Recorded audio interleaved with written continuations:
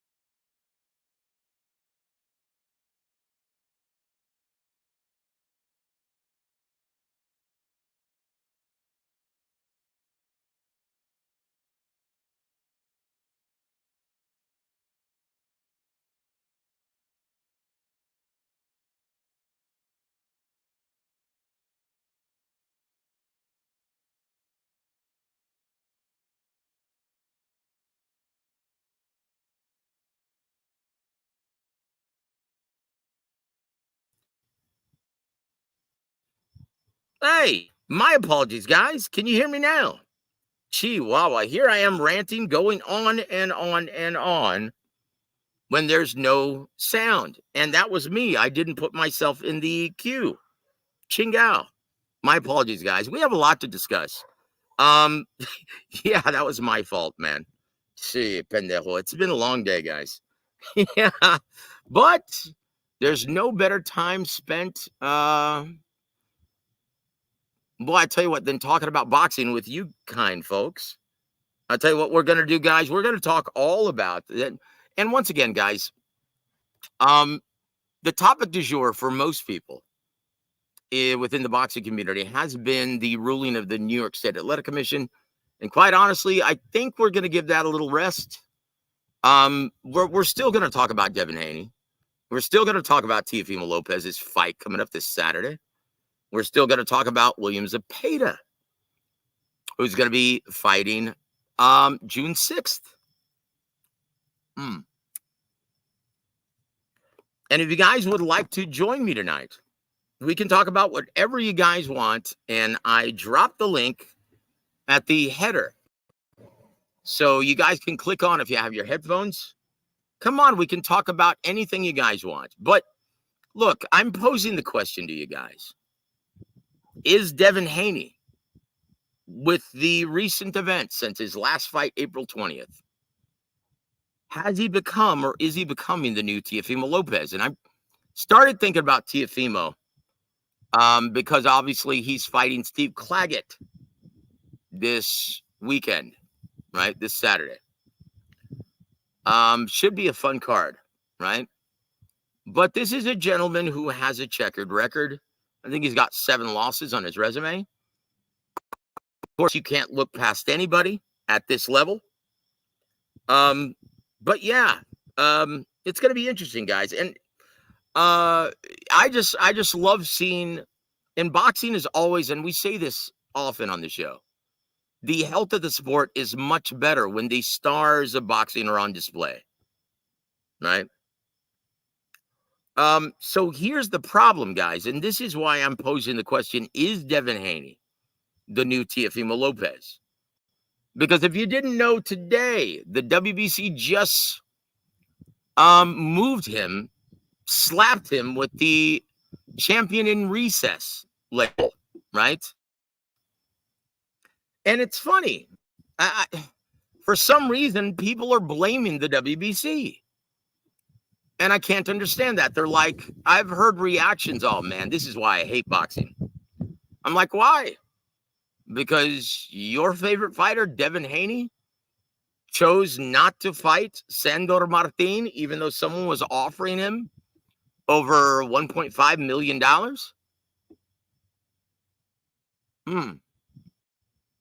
So there's a reason, guys, that if you didn't know, Ryan Garcia wasn't supposed to fight Devin Haney.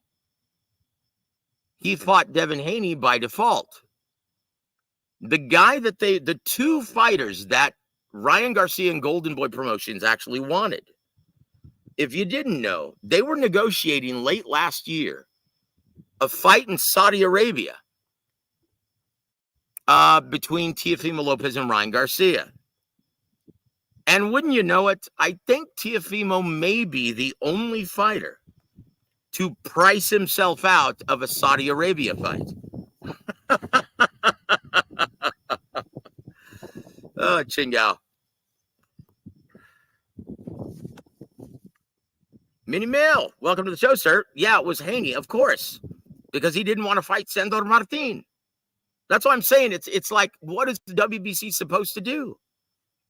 And I tell you what, man, I really feel for a guy like Sandor Martin. But look, this is just a stark reminder that this is the entertainment business. Okay? I'm sorry, man. This was like, I'm a big fan of the San Antonio Spurs, right? The worst team in the NBA right now. But there was a time when we had Tim Duncan and we were dominant. And people used to ridicule him, saying, oh, he's not fun to watch. He's not flashy, but he does everything well. And that's why they called him the big fundamental. And whenever we, depending on the matchup in the NBA, boy, whenever we made the finals, I think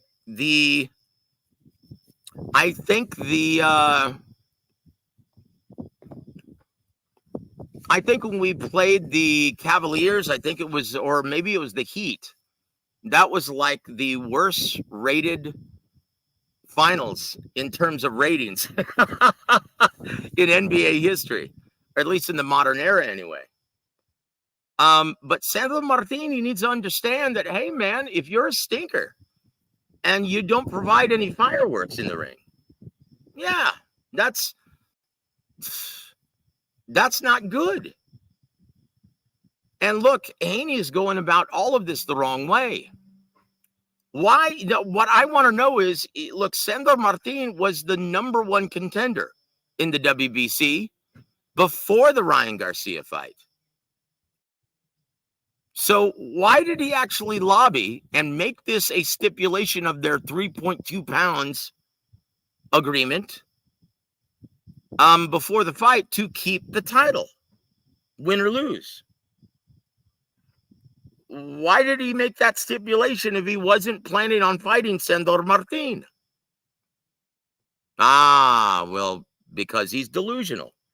And he truly believes, like Teofimo Lopez, that he's worth a lot more than he is. And I will say this, unlike Teofimo, it's not his fault, Devin Haney, completely.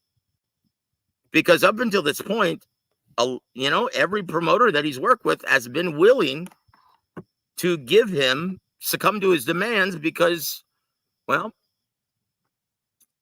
he had something that they wanted. Like going back to, and once again, he was not the A side in the George Kambosos Jr. fight, right?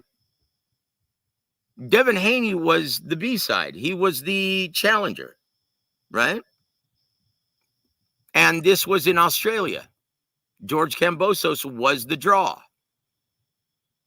But up until that point, he had made over $3 million to face Jojo Diaz. He had faced $3 million to face an over-the-hill Yuri Orkis Gamboa during COVID. And so he took this deal just for the opportunity to fight the weakest undisputed champion of any division since Buster Douglas.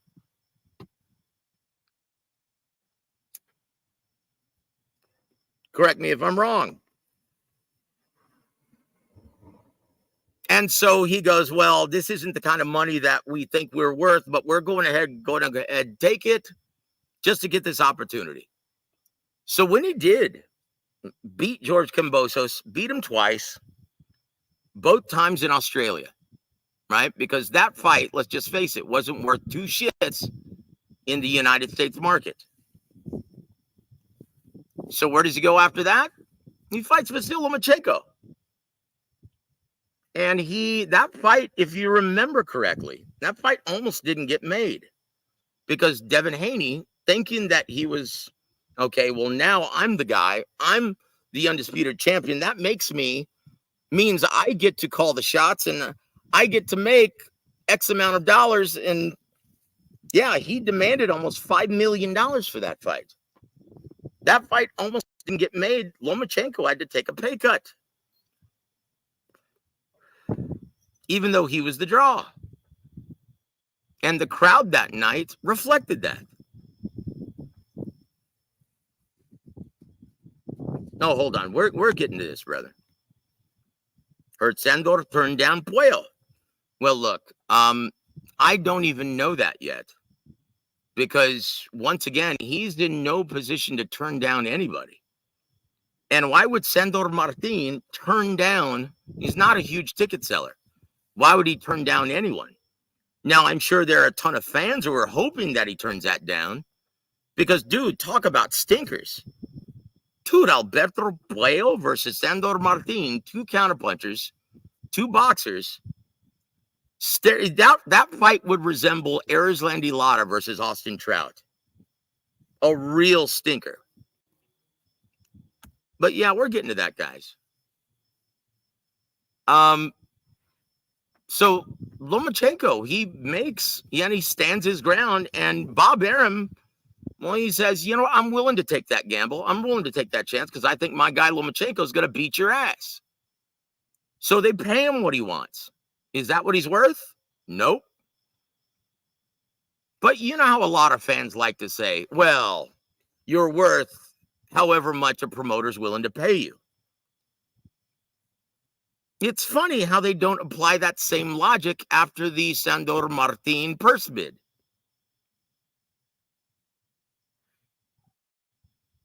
Once again, guys, the real bosses of boxing set a fighter's value. And once again, it's all contingent upon the matchup. So if you're going to get mad at somebody, get mad at the fans. If Devin Haney feels like he's not worth nearly what he thinks he is, well, blame the fans. And ask yourself, why do the fans feel this way? Because after the Lomachenko fight, he cons Eddie Hearn because, once again, Eddie Hearn at the time, well, I don't have a whole lot of big events in the American market. I've got the opportunity to stage Devin Haney versus Regis Prograis, a real cracker.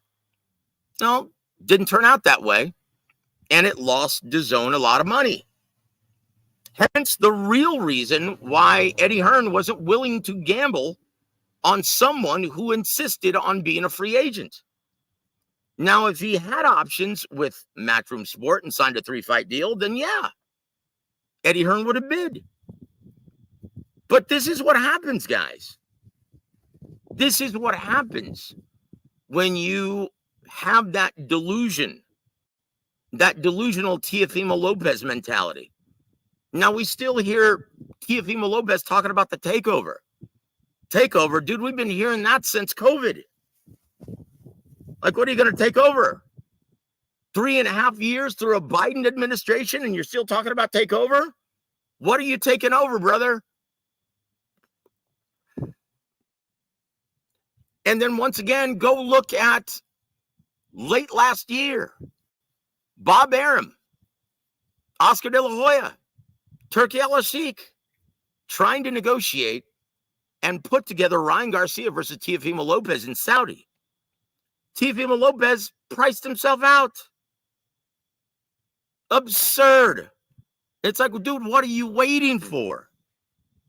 It's like, who do you think you are? And then what? You're forced to fight then Jermaine Ortiz? And then now you're fighting Steve Claggett? It's like, dude, he is allowing his fighting prime to just dwindle to nothing. And now Devin Haney's talking about taking a year off? It's like, brother, what are you doing? What are you doing? Look, I can understand if he wants to take a year off, right? Because he got his ass whooped. Mentally and physically, you might want to allow yourself to heal. But in this sport, as in life, what's the best way to get over something? Well, to move forward, to get on. Now, it's understandable from a physical perspective that he'd like to take that time off. That's understandable. Boxing is a tough sport. Toughest sport on the earth, in my opinion.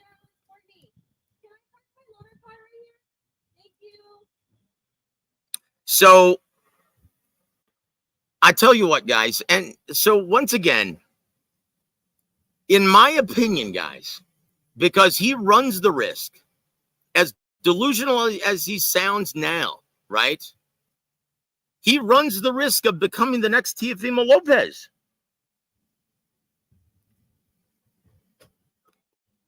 Like, really? Who does he think he is? What tells me this is if he's planning on suing Ryan Garcia, right, for him not carrying the same quote unquote value that he thought he had before the fight. Yeah, he's delusional, just like Teofimo. Now,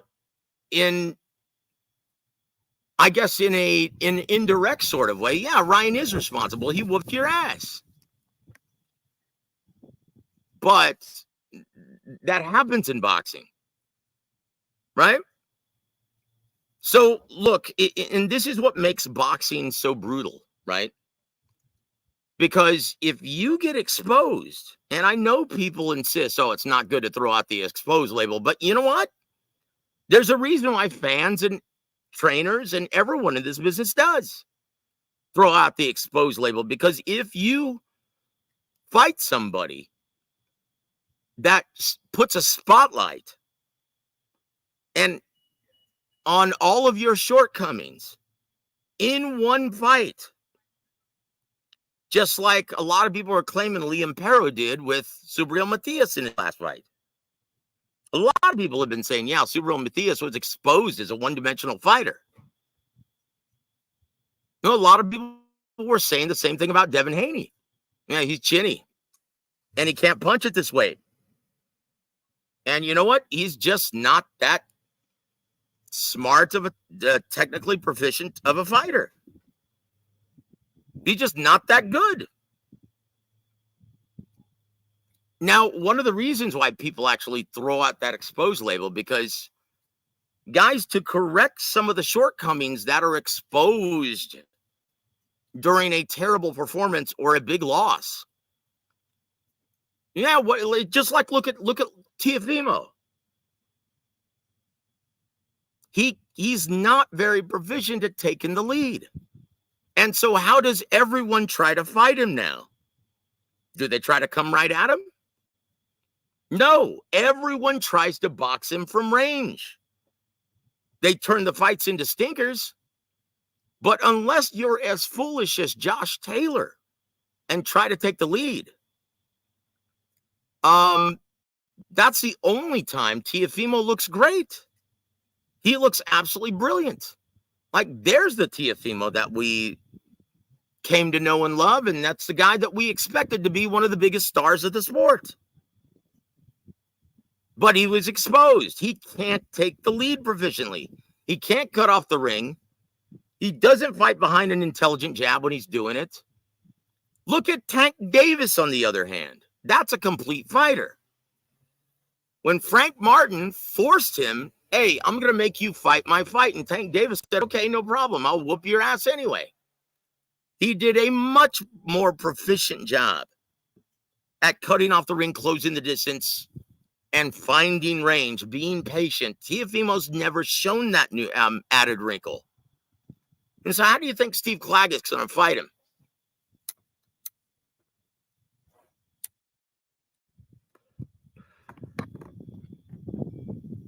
And so what I want to know is, Devin Haney, you can blame all of these things on Ryan and try to sue him for it, but it just makes you look weak. It just makes you look weak.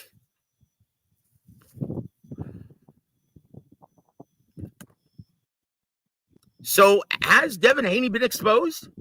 Not only is he delusional in his sense of market value, just like Teofimo Lopez, but he's also been exposed. He's not the biggest puncher at 40, and he's chinny. Now, to his credit, he kept on trying. He got up, and he finished the fight. He's a warrior. He's a fighter. Hats off to him. It made for a great fight. Made for a lot of drama also. And guys, just like Sandor Martin, right? It takes two fighters to make a fight. Just ask Teofimo Lopez about Jermaine Ortiz and Sandor Martin.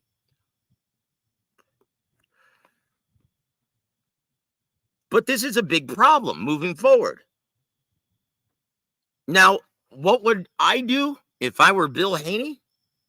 Well, first of all, I'd shut the hell up and quit trying to be the obnoxious mouthpiece for my son and actually hire a real trainer to try and add those new wrinkles to his rep.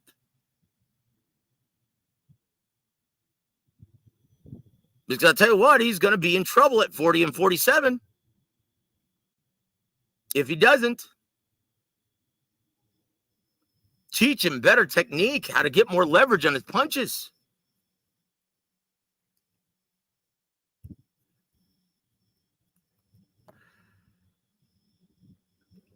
Well, I'll tell you what, guys, I dropped the link. If you guys have your headphones, please come on and we'll chop it up and we'll talk about whatever you guys want. Otherwise, I'm going to keep on airing out everything that I've been thinking about in this recent events and moving forward. In my opinion, though, Bill Haney, I would not even think about moving up to 47 and facing Mario Barrios because he's going to run into the same problem. Mario Barrios, he's also a product of receiving inflated purses. This is a guy who's not even, and I hate to say this, he's my brother. I love Mario and his family. But he's not even a big ticket seller in San Antonio.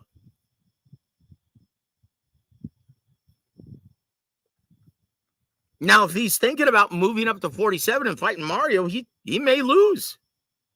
He's not the taller guy. He's not the rangier guy. And he's not the bigger puncher.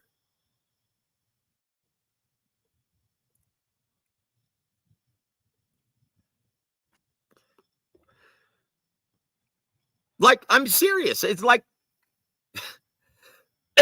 I'm sorry, man. Mario working with Bob Santos? Bob Santos is going to study the Ryan fight, study his last several fights.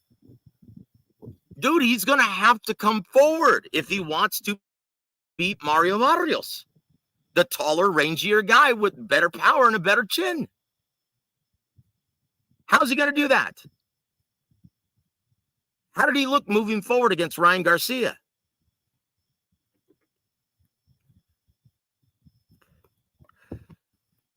So this is what I think. This is what I think he's going to do. And this is what I would tell Bill Haney if I actually knew that he was a humble guy and he was open to any kind of advising.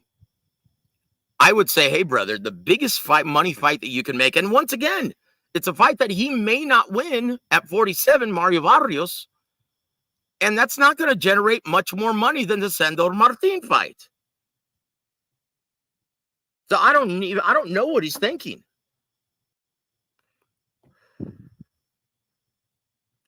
Like, think about this. Would any of you guys pay for Devin Haney versus Mario Barrios on pay-per-view? Because that's the kind of money that they're going to expect, both of them, because they're both products of receiving inflated purses.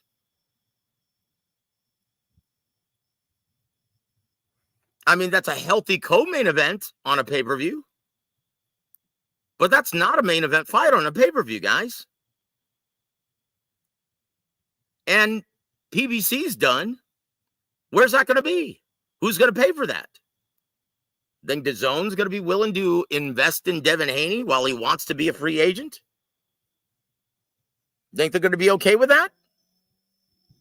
So if I were Bill Haney, I would show up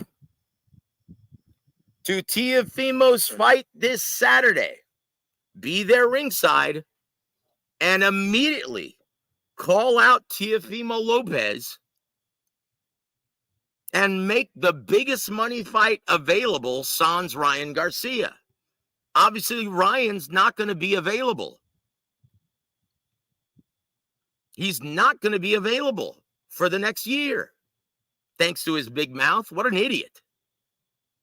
So what do you do in the interim? The biggest money fight that he can make at 140 or 147 is Teofimo Lopez, who's going to be fighting this Saturday. That's a big money fight. I don't know if he can win it. But it's a lot more competitive if he just fights a disciplined fight plan and looks to exploit the weaknesses of Teofimo Lopez. We all know what they are now. Fight him at range. Fight him exactly like you did Regis Prograis. And it's going to be very competitive. Unfortunately, Teofimo Lopez is a much better athlete than Regis Prograis. He's got similar power, but better reflexes, better athleticism, higher ring IQ. And that's a fight that he could get his ass whooped again if he doesn't learn how to defend that left hook off the jab. But in my opinion, in my professional opinion, after doing this for 20 years and after understanding the business and advising other fighters, I would sit Bill Haney down and say, what are your options, dude? Do you really want to take that time off? Because I tell you what, if you want this to fester in your son's mind, as well as the minds of the real bosses of boxing, the fans, because let's just face it, guys, the fans are the ones who came up with the age-old adage, you're only as good as your last performance. You're only as good as your last fight.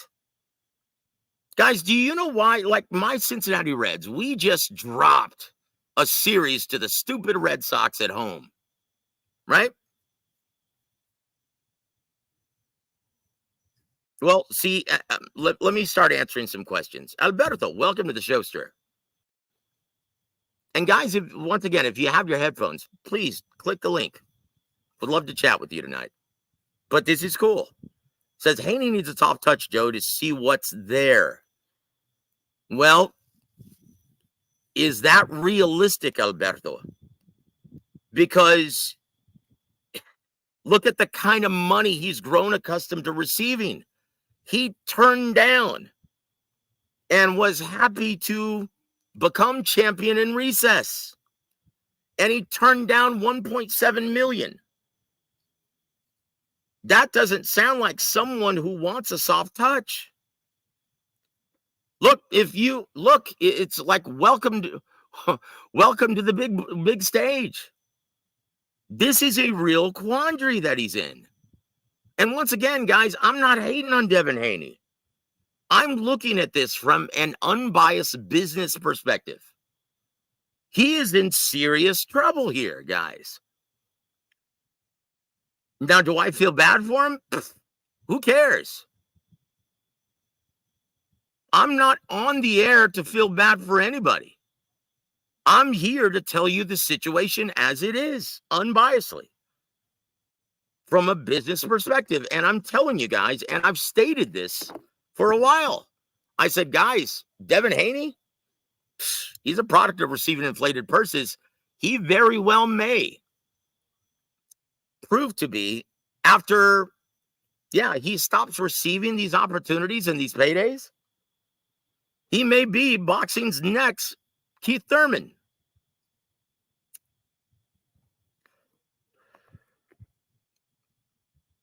So, guys, if you say he needs a soft touch, Alberto, go ahead, name some names, and I'll tell you how much money that matchup is worth. And you tell me if you think Devin Haney would be willing to step in the ring for that amount.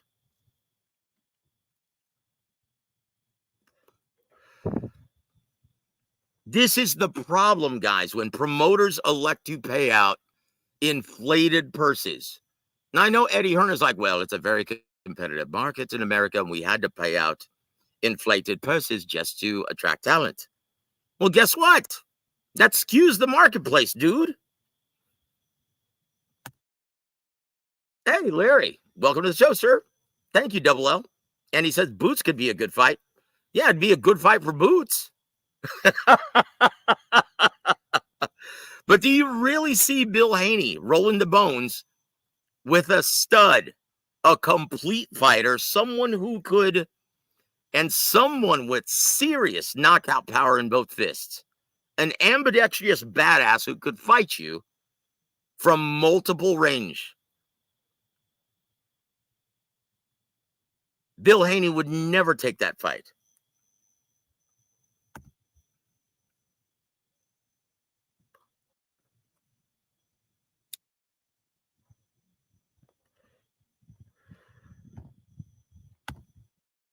Welcome to the show, Low Clarity.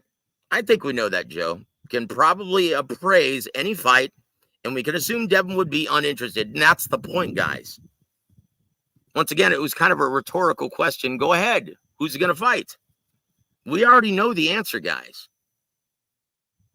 He's in a real quandary. And his father, in his infinite wisdom, is trying to artificially change the perception, right? By suing Ryan Garcia. It's not going to work, guys. Once again, we all saw what we saw. And if you know what you're looking at in the ring, it wasn't good for Devin Haney, nor Bill Haney. He really needs to step away, step to the side, and allow someone to be chief second.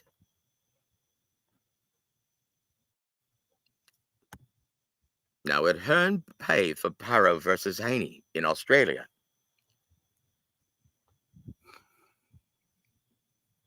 I don't know. Maybe.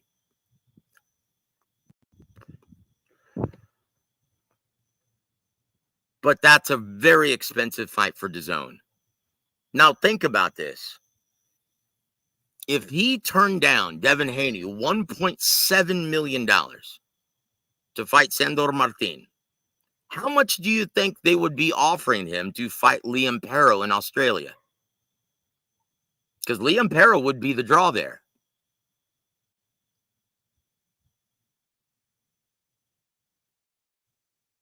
Okay?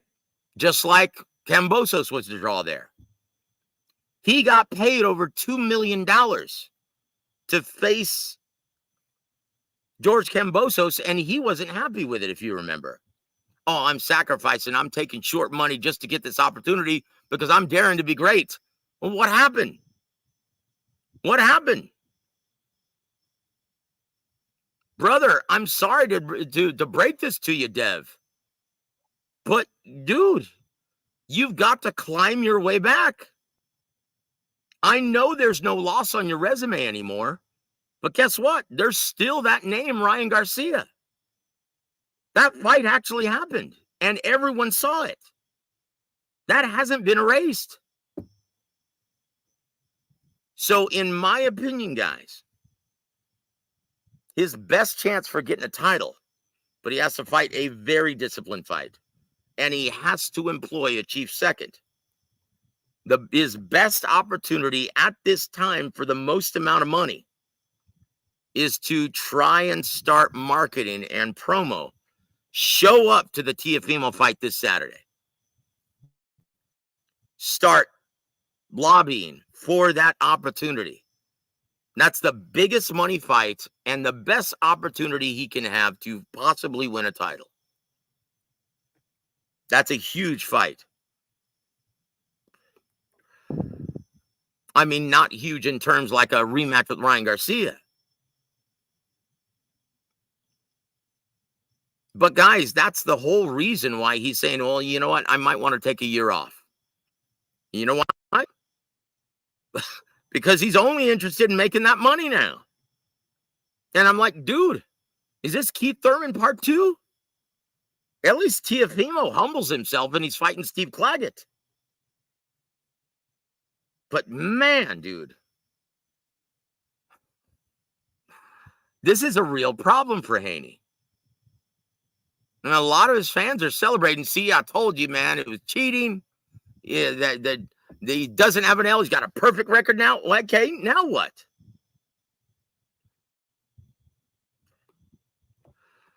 Now what? You've been exposed. Who are you gonna be? Who are you gonna fight for the money that promoters are gonna be willing to offer you? Who are you gonna fight? You want big money because that's what you've grown accustomed to receiving, but that's not what you're worth. It's going to have to take an attractive B-side to put Haney under the bright lights of the big stage once again. Otherwise, no one cares. Let's look, guys. Say he fights Isaac Cruz. Is that a big fight? Not really. It's for a title. Isaac Cruz isn't a breadwinner. He's not a big ticket seller anymore. Oh, and there my brother James has the beat. James, why don't you come up and join me, brother? If you have your headphones. I know it's late over there, man. But come up, man. Guys, and once again, my brother James from the Boxing Source, he says this. Yep, we just talked about this. Haney might move up, but who's going to pay him to fight Barrios? Exactly. This is a real quandary, guys, for Devin Haney. And you know what? He very well may price himself out of these opportunities because he's grown accustomed to making big-time dollars, and he's not a big-time ticket seller. Guys, at this time, it's my pleasure to introduce my brother, James, from the Boxing Source. James, how you doing, my friend? Yo, what's going on, Joe? I'll tell you what, man, it's a tough time to be Devin Haney right now. And I only see 2 moves for him with what's going on here, man. Yeah. Either go up to 147 for Barrios or wait it out and get the rematch with Ryan Garcia. See, I have 2 moves the other way, right? I think, yeah, that's one option, take an entire year off. But once again, are people still going to be clamoring for that matchup in a year? Is he going to be healthy in a year? Is he going to? Because once again, it's funny. I brought up this, and I didn't even finish my point, like a pendejo. So I brought up the Reds. My Reds, we just lost a series to the Red Sox, but we just started a new series with the Pirates. Hey, go Reds! But that's what makes boxing so brutal. Not only are your shortcomings on display, right? And it's not something that you could rectify in one camp. But also, especially if you keep the same damn trainer. But you've got that time to fester. It's virtually like getting blown out in the Super Bowl. You've got the entire offseason to think about it. And that's not healthy for a prize fighter because it's not a team sport. Yeah. You can't change the roster. You can't pick up free agents in the offseason. You can't sign someone new in the draft. It's just you. Now, in my opinion, he needs to get right back on the horse. And he needs to go to that Teofimo fight this Saturday. Talk about everything that happened on ESPN. They'll be more than happy to get out on that stage. And then you call out Teofimo Lopez. In my opinion, now he may lose that fight because Teofimo is a bad dude, but just like Devin Haney, we've all seen what his shortcoming is. He is horrendous at cutting off the ring and closing the distance effectively. Right. And so that's a fight. If Devin is focused and if he works on fighting a disciplined fight, he could win that fight. And that's a big money fight, the biggest money fight that he can take on right now. Well, in my opinion, that's exactly what he should do, but he's not going to do it. Right. And the thing was, I was like, okay, if you've seen the results of the purse bid and you've seen that, one particular promotional company was interested in getting you a fight, or at the very least with Sandor Martin, and that was Top Rank. And you would think it's like, okay, you worked with Top Rank before.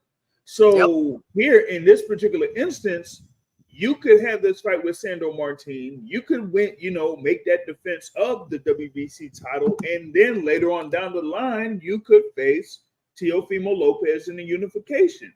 Now it's almost like you pretty much like threw that out the window. So by saying that you're going to be the champion in recess is like saying you're declining to have that fight with Sandor Martin and kind of saying no to what Top Rank basically offered you. Now the question is going to be, are they going to work with you again after what you just did? Well, look, because of the lack of options of Teofimo Lopez, because he's an idiot and keeps pricing himself out, yes, they would. Bob would be very interested. But here's the problem. Think about how expensive that fight would be for ESPN. They're already trying to put together Tank versus Loma, which from what I've been told, it's all but done, guys. Yeah. I'm sure you heard this, something similar. Yep, pretty much. And guess what? If anyone thinks that's going to be on Amazon Prime, nope. Sorry, guys. PBC is all but done. Unless Al Heyman comes up with the 15 to 20 million that Tank's going to expect for a fight against Lomachenko. Yeah. It can be on Amazon Prime, but that's not going to happen, guys. But that opens up another discussion. In my opinion, Devin Haney versus Teofimo, if they're already spending that much money for Tank versus Lomachenko, ESPN pay-per-view later this year. Ooh, are they going to be willing to pay for Haney versus Teofimo Lopez? No. I mean, think about it. Like by the time you'll have Tank versus Lomachenko, if it's going to be on ESPN Plus pay-per-view, that will be their first pay-per-view event since Haney versus Lomachenko. Right? Mm-hmm. They haven't had any type of event of that caliber since then. So it's like we already know that ESPN ain't really, putting a full, fledged bill for Top Rank to have these top level events on there. It's few and far between. So that's going to be an interesting sell how they're going to organize Tank versus Lomachenko if it's going to be on ESPN Plus pay-per-view. Well, look, guys. Bill Haney and Devin Haney, they need to. And once again, welcome, Anthony. Welcome to the show, sir. I'm sorry I didn't greet you before I jammed you in the studio, but welcome to the show, my friend. But let me just finish this one before. I'm happy. My team just won the Stanley Cup. I'm a Panthers fan. Hey, right on, the Panthers. Yeah, congratulations, brother. Yeah, watch that second, man. Well, hold on, guys. Before I and I'm very bad about this. I'm so absent-minded because I always have so much on the medulla that I'll often forget what I was saying. And I think that just happened right now. What were we talking about? Devin Haney and his delusional father. Yeah. Thank you, sir. Thank you, Tony. I appreciate it, my friend. So, guys, look, if Bill Haney is smart, he's going to want this on as many eyeballs as possible. So work with ESPN so you can make this a regular ESPN primetime event. Why would you want to hide it behind a pay-per-view paywall? No one's going to see it. Like the best thing that Devin Haney and Teofimo Lopez could do for their careers at this time, be a part of a big-time matchup Like, do you remember how big that audience was for Lomachenko versus Teofimo, James? Mm-hmm. Why can't they do that? Just be humble. Be humble Is and Teal take not a ticket seller like that? $2 million apiece. I'm sorry. Go ahead, Tony. I have a question for you and James. This is an honest question from a person who doesn't pay attention to the pay-per-view stuff. Is Teo specifically not a big pay-per-view seller? Is that why you're saying that he would benefit from a live gate event on cable television? Well, it's not just a live gate event because you would put it in a casino, possibly the Mandalay Bay. Mm-hmm. You know what? That would be a perfect venue for Haney versus Teofimo Lopez.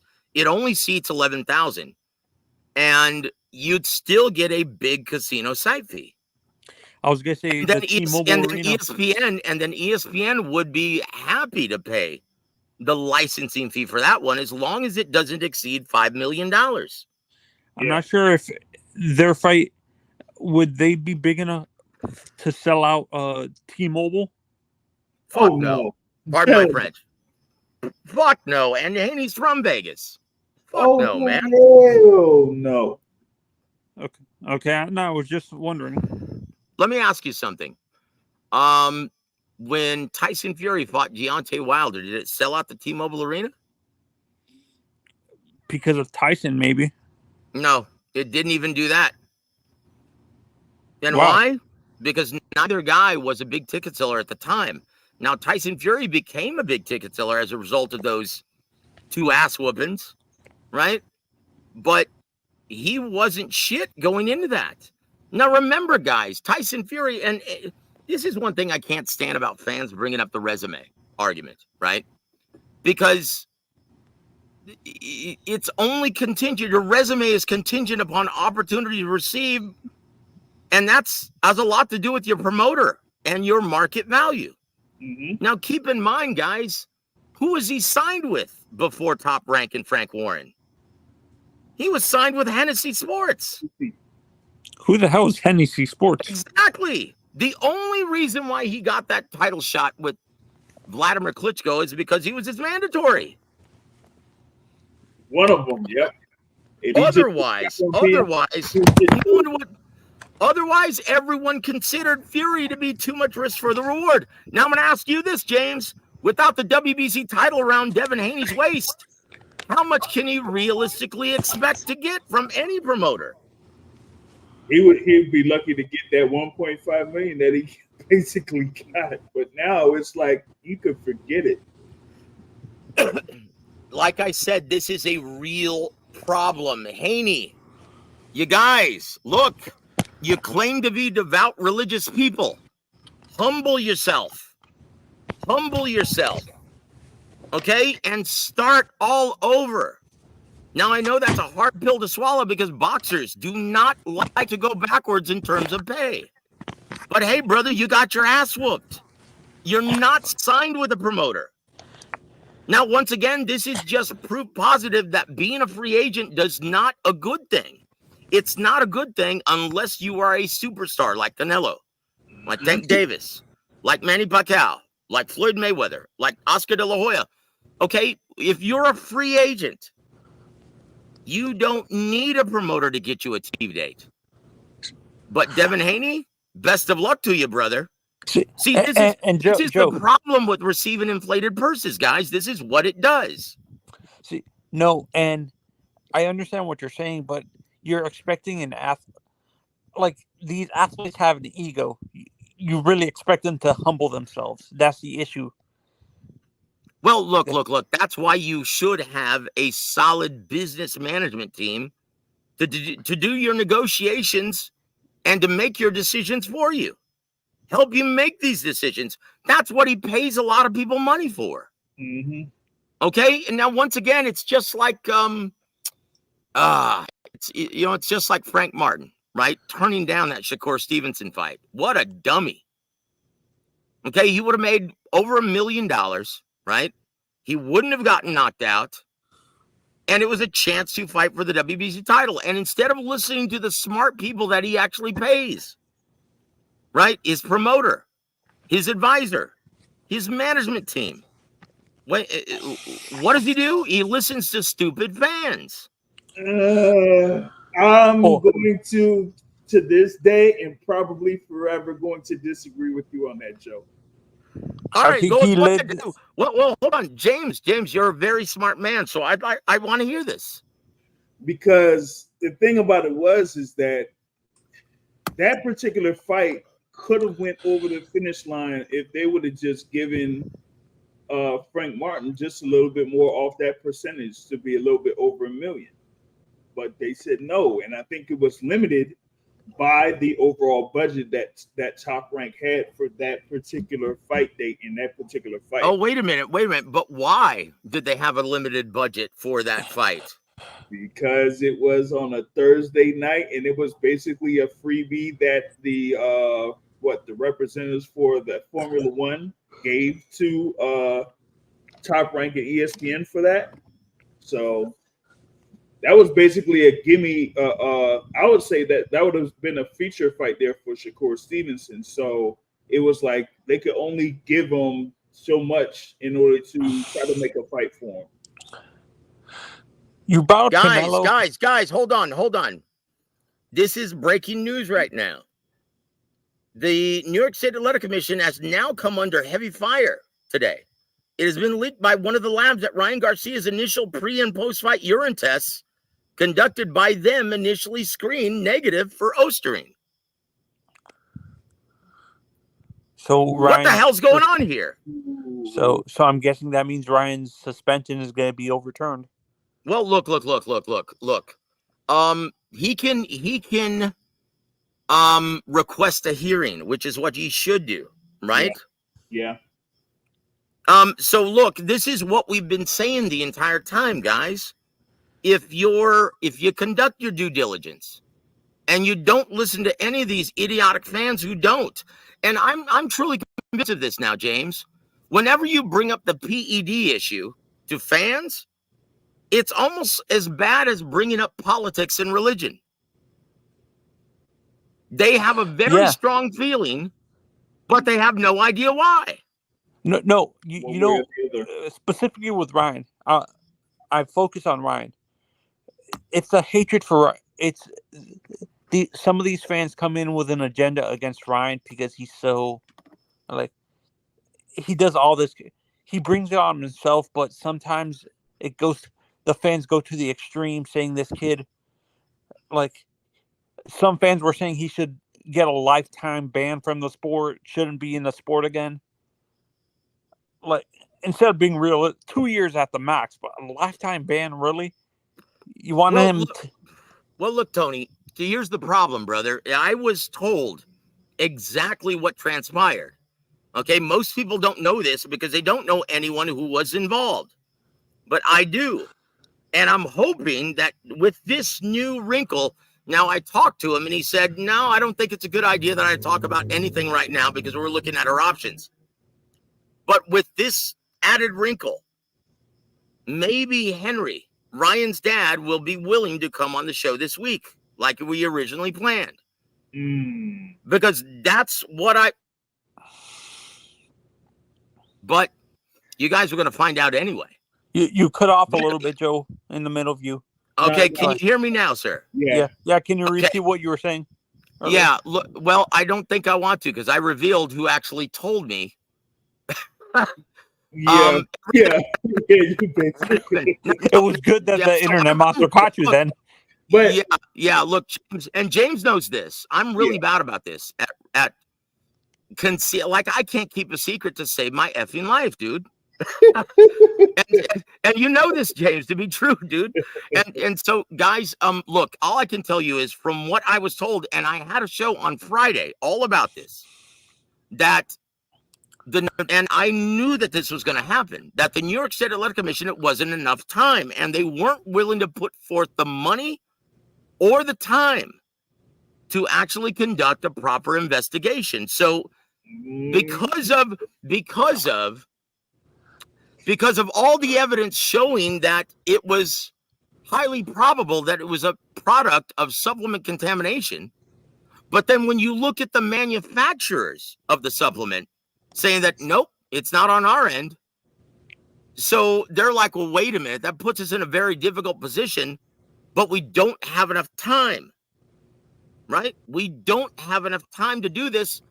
So we're going to give Ryan a slap on the wrist, 6 months, just like Canelo got,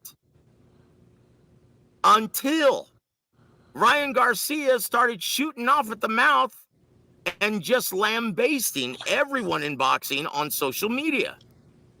They even contacted his representation saying, hey, you know what? You need to put a muzzle on this kid. All right?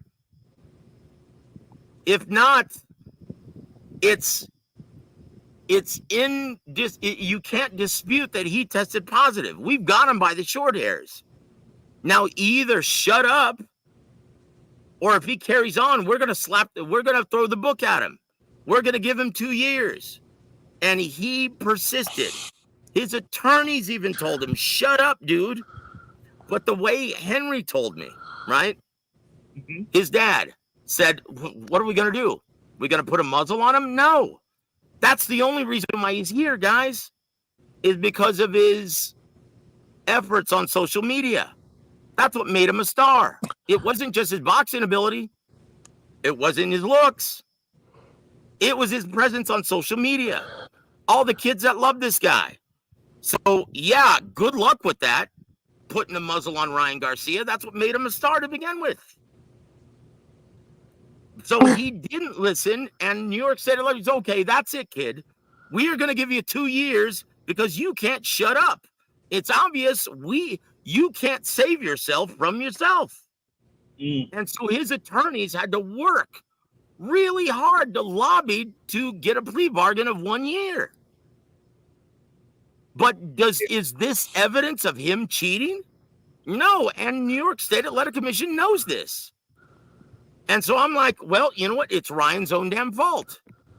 But with this new wrinkle, Ryan has a legitimate grievance here, guys. Don't be shocked if this gets overturned with a hearing. And I have a serious question. Can Ryan actually and his lawyer go put a defamation suit on some of these channels calling him No, guys, look. This is of no consequence. What fans say is of no consequence. Mm-hmm. The more detriment, the greater detriment is what Bill Haney and Devin Haney are saying. No, that's what I'm asking. Can Ryan sue? Oh yeah. He's already slapped them with a cease and desist before this verdict came out, before this judgment came passed. That's why you didn't hear anything from the Haneys until now. And I know this for a fact from the same source. But guys, at this time, it's my pleasure to introduce someone who hasn't been on the stage for a while. Hot Rod, how you doing, brother? Hey, Rod. Hi. What's up? How y'all doing, man? How y'all doing? Your thoughts on all of this that we're talking about, my friend? Oh, I just popped in, Joe. I've been watching horse racing, so I'm trying to catch up. What's the topic, Joe? Well, I'm going to read this once again, guys. The New York State Athletic Commission retesting Mr. Garcia's negative sample after failing Veda's is a clear violation of New York state law. This would be the equivalent of a suspect being found guilty, then the DA's office finding a new jury with a new set of guidelines to find them guilty. This is like double jeopardy in terms of testing, right? So the New York State Athletic Commission now, it's been revealed that they have now come under heavy fire this afternoon. It has been leaked by one of the labs that Ryan Garcia's initial pre- and post-fight urine tests conducted by them.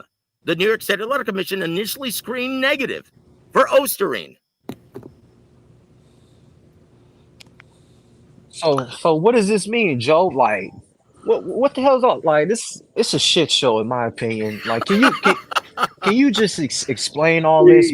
Because it's a shit show, you know? Like, I don't understand this, you know? This is not the first time that a boxer has been caught with some kind of PED or whatever, you know? So, like, can you elaborate more, please? Because it's really confusing.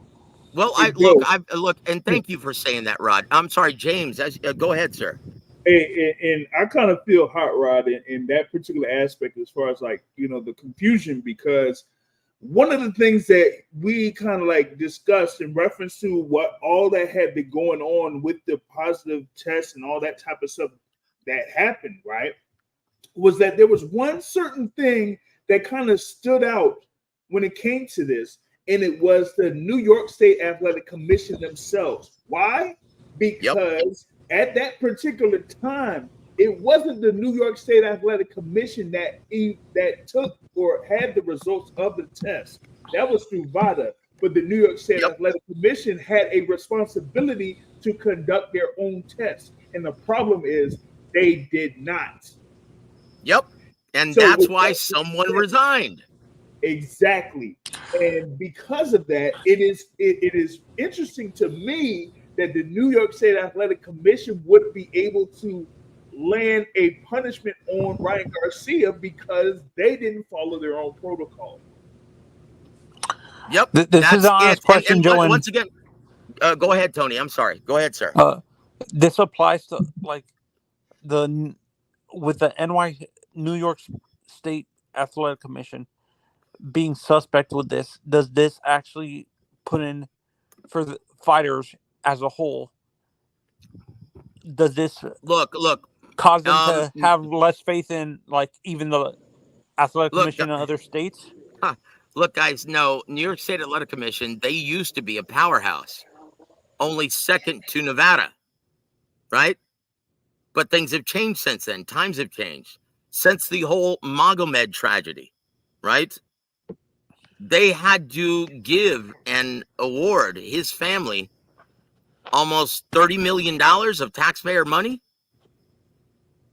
And so since then, they've been cutting back on fight cards.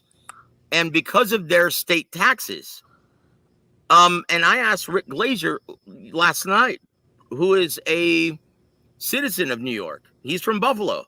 I said, Rick, how many club shows take place in New York? And he goes, barely any. And I said, yeah, that's because they've made it virtually impossible for any promoter to make money. Think about this. Lou Duba's, or not Lou Duba, Lou DiBella. His Broadway boxing series is now taking place in Philly. Yep. Out of necessity. So once again, they are not a major player any longer. They know that Ryan Garcia isn't going to fight there anymore, especially after Harvey Doc's pitiful performance. And so that was another reason why they slapped him with this. Look, guys, this is far from over, unfortunately. And I know, Joe, let me clarify my question. What I mean is the trust.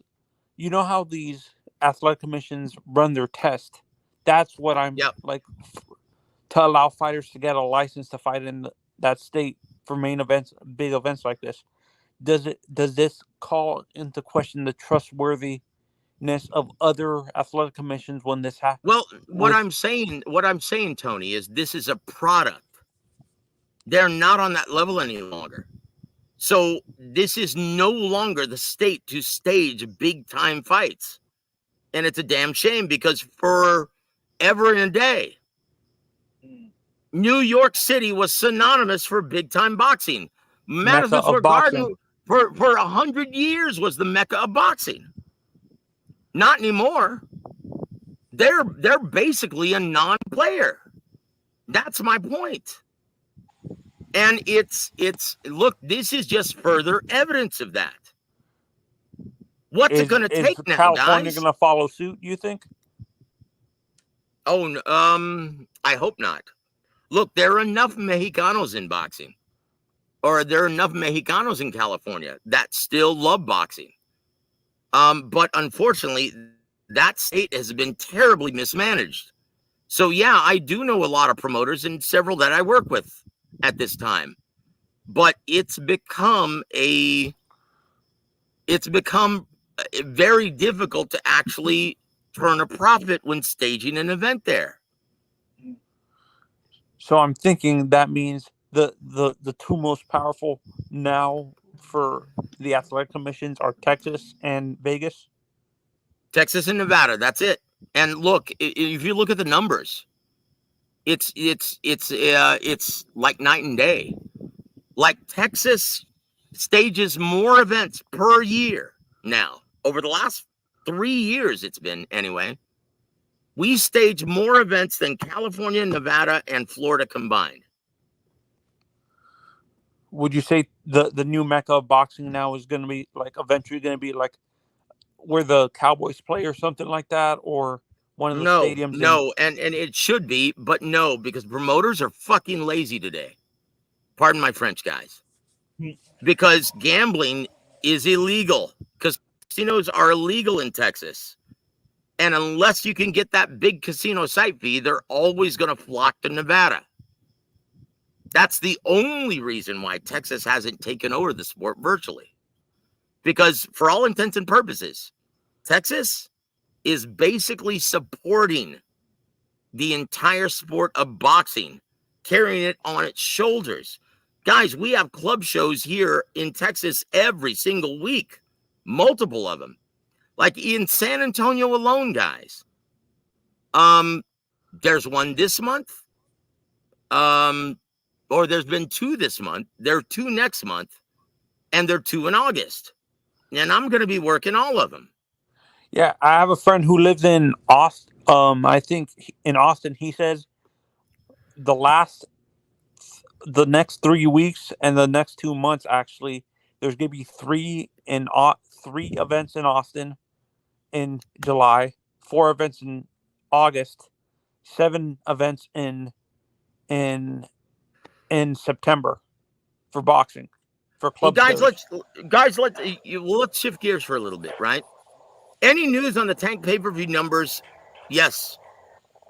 And I can't believe with all of the Devin Haney and Ryan Garcia drama, soap opera, I forgot to reveal these. Guys, my guy who works with Foxtel, right? Fox Sports.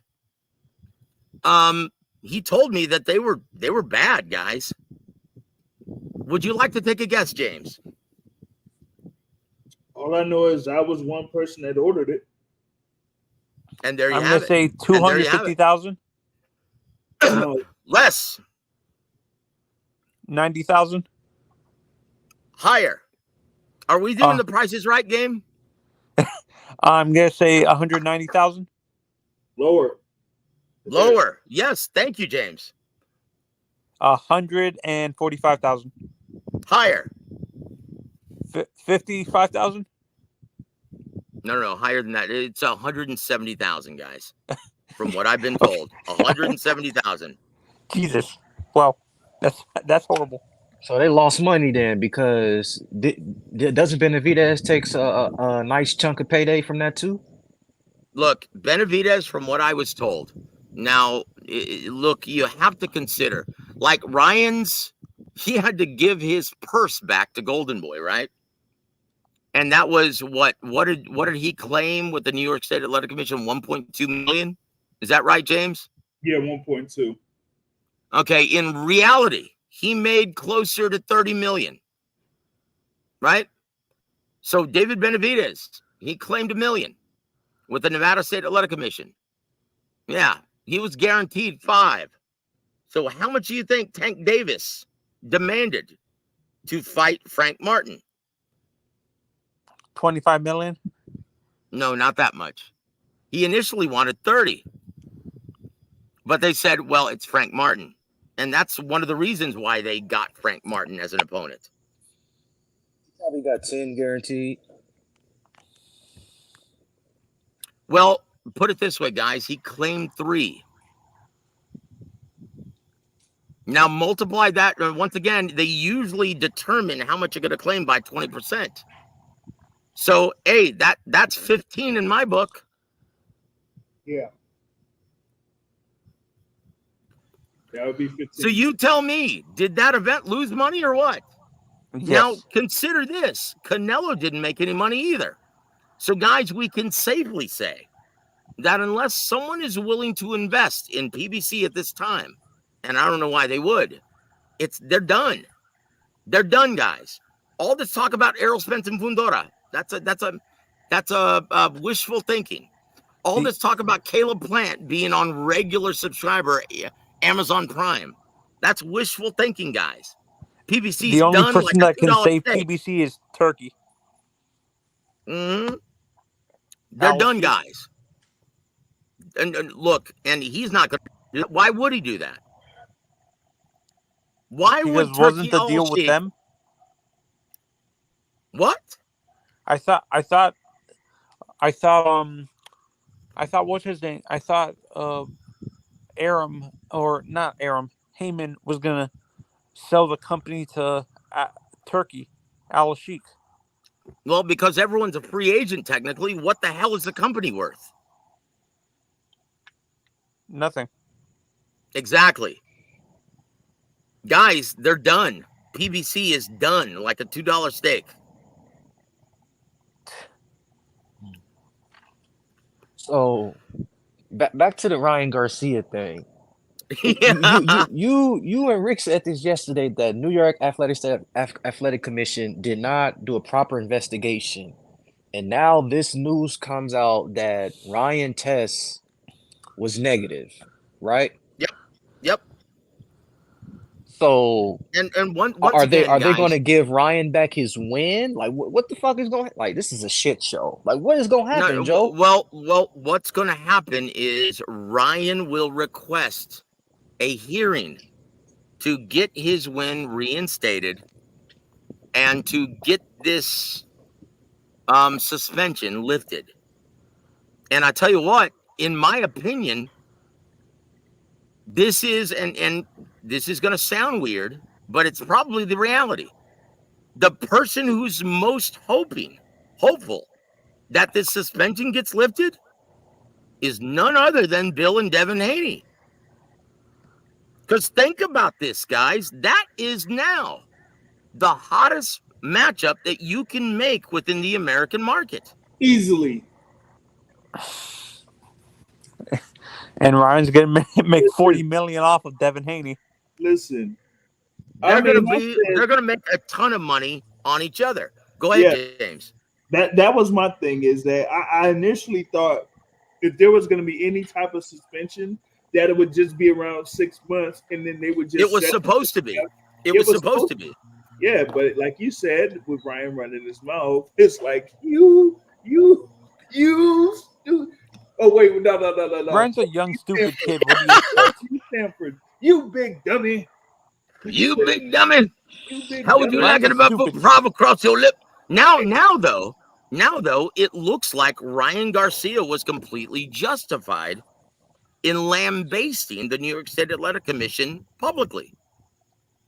Kind of seems that way now, doesn't it? Yeah. So Ryan's mouth worked in his benefit. Well, no. We wouldn't even be in this position. Honestly, this probably wouldn't have even been revealed had he just played ball, shut his mouth, and got the slap on the wrist, just like everyone thought that they would. Mm-hmm. Right? So he would be already planning his next fight, because think about this. The suspension takes place the day of the fight. 6 months from then, not 6 months from now. Yep. So they would already be planning his next fight, which would be a rematch with Devin Haney. Isn't it funny, though, how Devin Haney, oh, man, hell no, I'm not interested in a rematch with that cheater. And then now all of a sudden, yeah, I'm going to sit out for a year until we have a rematch with Ryan Garcia. It's amazing how he's always... No, he said he was willing. He posted that he would have been ready to sit out for 2 years until the rematch with Devin Haney. 2. You see that? I wonder how that happened miraculously. How he had such a change of heart. And what did I say, James, on that show of yours that we did a couple weeks ago, when some fan came up and started drilling me about, I don't know what I'm talking about.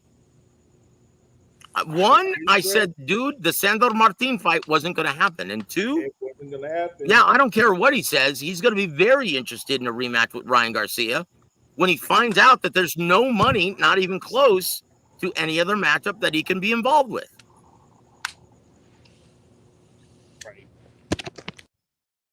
You know what I mean? Even And like look, before the news that you just dropped down. I mean, I had that conversation. I dropped that conversation or video earlier. I said, listen, like that just shows y'all with Devin Haney saying that at least for the time being that he was a WBC champion in recess. That a fight with Sandor Martin, nah, they ain't looking on too hot. Like, come on, man. yeah, but think about this though. Consider the source. That same gentleman was trying to stoke the fire, the embers of Jack Catterall. Yeah. That says it all now, doesn't it? Uh-oh, here comes Juice. Woo! Welcome to the show, Juice. He says Devin will win the rematch. Woo! I tell you what, bring it on. Let's do it. Let's do the rematch, baby. I tell you what, once again, that's the best, the hottest matchup. Maybe even not the best. Because once again, it has to play out to earn that distinction. But yeah, that's the hottest matchup that can be made within the American market today. So thank you for bringing that up. So Hot Rod, who do you like in the rematch, my friend? I like Ryan. I never thought, see, Joe, I never thought Devin Haney was elite. I never thought he was elite, you know? And I'm not saying Ryan is elite either, you know? I don't think, you know, these dudes are overrated. The fans be overrating these dudes, man, you know? Yep. And it's about like who you fight. The first time Devin steps up and fights someone his age and his size, he get his ass whooped. The first time. We just saw the Loma fight. A lot of people felt like Loma won that fight. Mm-hmm. Then you come back and you have an impressive win against Regis, another smaller man, another man that's not your age, and then you fight Ryan. And then you get your ass whooped and you get hit with the same two punches all night. Look, My thing from this is, the beginning, Joe, was all about what yep, do Ostarine have to do with your game plan and keeping your right hand up for defense? That's all I've that's been it. asking. That's all I've been asking these Devin Haney fans. What do Ostarine have to do with him getting hit with a left hook and a straight right? Where was his game plan at? Like I Where said, was his defense at? like I said, Rod, Rodney, our extended War Week family, you guys are the smartest fans in boxing. I'll put you guys up against anyone else's podcast. And look, that's a no-brainer to you and I, right? Because once again, PED is the reason why and once again, this is a very controversial take, but I don't give a shit. Because in my opinion, look at the testing right now. Look at this whole drama, this dramatic bullshit that is unnecessary. Legalize all this shit because they're already doing it. You mean to tell me Devin Haney is just working with Victor Conti for the hell of it? So you mean to tell me that him gaining 25 pounds within 36 hours is natural? He's not using IVs? He's not using supplements? What are you trying to tell me? Once again, guys, legalize this shit. Then we avoid all of this. No one cares anyway. And once again, if every fighter is doing it currently at the elite level, and they're the ones who are taking the punishment, then why the hell should anyone else care? Well, Okay.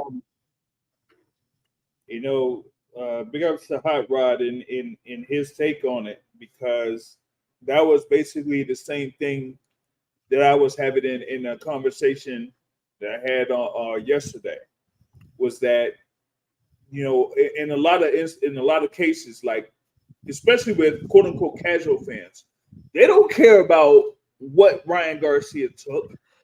All they care about was what they watched, and what they watched was That's it. Devin Haney getting beat up, getting knocked down multiple times, and ended up losing.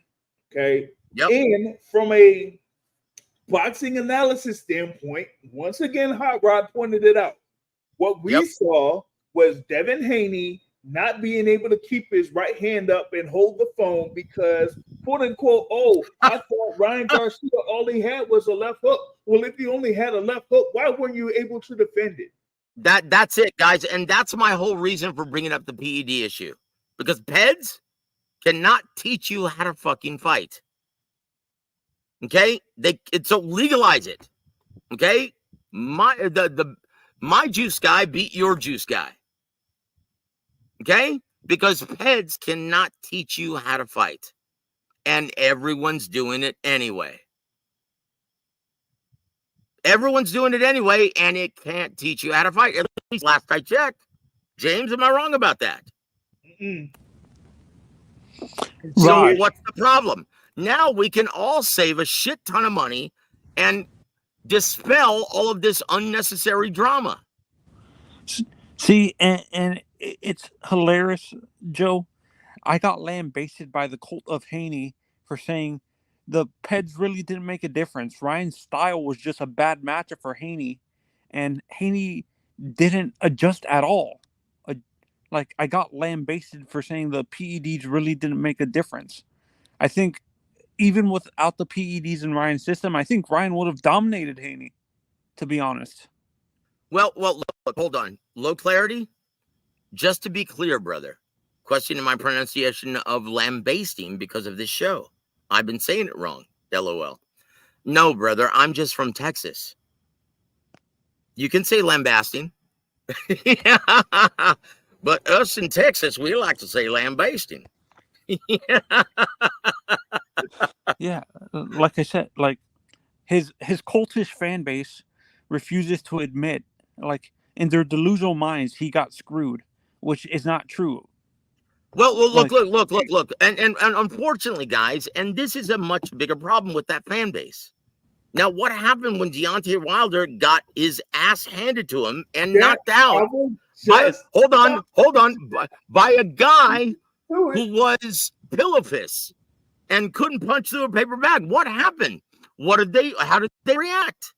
Oh, it's cheating. It's got to be. Okay, now they're doing the same damn thing. And look, now they're doing the same damn thing. Oh, it has to be cheating. It has to be because this can't happen. Well, guys, get over the fact that these guys aren't Floyd Mayweather. Floyd Mayweather is the only Floyd Mayweather, and he was a special fighter. Deontay Wilder, he had his attributes. Devin Haney, he's a good fighter, but he's not Floyd Mayweather. Rick? Wait, was it you recently? Was it you or Rick that said that half of the fan base for Wilder transferred over to Haney? Was it you? No. It was me. I said this. I was talking to someone within the business about this, and I said, you know what, man? Devin Haney's fans are a short bus kind of special, where they might be the dumbest fans in boxing at this time. They're giving Wilder fans a run for their money. And he goes, you know why that is, right?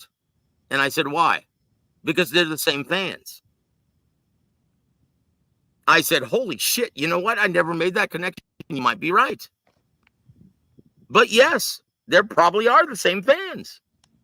They're holding out hope that they'll have another Floyd Mayweather Jr. And guess what, guys? It's not going to happen because Floyd was a once-in-a-generational type talent. That guy was special. And let me tell you, if you think Devin Haney has the same mental and physical toughness, then I'll tell you what, I've got some ocean property to sell you in San Antonio. Yeah, because Floyd, I say Ryan's fans are the same way too. They think he's going to be the next Oscar. He's going to be the name what? He's the next De La Hoya. Golden Boy. Well, look. Oscar might be a knucklehead. And, you know, he says the dumbest shit at times, right? But Oscar had that dedication.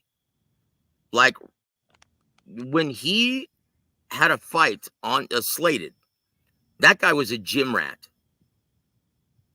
He was he was all in. You couldn't take him. You couldn't pull him out of the gym. That's what made Oscar Oscar. Ryan Garcia, I'm not so sure about that. Look, the similarities are there. Two very popular guys, two good-looking Mexicanos, and two guys who have a brilliant, just quick, mousetrap-like left hook. But that's where the similarities end, guys. At best, I can see taking away the injuries and stuff. At best, I can see Ryan being a Victor Ortiz. No. Look, if he were Victor Ortiz, he would have never beaten Devin Haney on April 20th. Yeah. Okay, Victor Ortiz, as soon as he suffered his first loss at the hands of Marcos Maidana, he was done. Do you remember the post-fight interview after that? I was too young. I don't know if I need to be taking this kind of damage. Do you remember that? I was too young. I was like in elementary school when that happened. Well, you know, it's a funny story. It's a funny story, guys. Don Chargan was at that event. That was Golden Boy in their infancy, right? Mm-hmm. And they were touting Victor Ortiz as the next Golden Boy. Oh, he's a converted southpaw, just like Oscar, right? And Don had never seen him fight, but he was there ringside. He was a senior advisor to Golden Boy. He's the one who taught all those cats about the business. Same guy taught me, Don Chargan. That's why we're called War Week Boxing. And it's funny, they invited him ringside to that event. Big time HBO fight. This is going to be Ortiz's coming out party, right? Mm-hmm. Excuse me.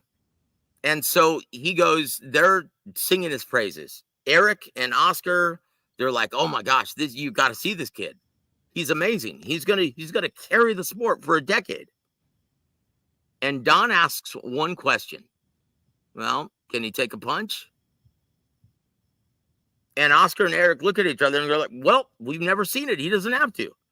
And he goes, well, guys, just, hey, you know what? Don't get too high on a prospect until you see how well he can take a punch.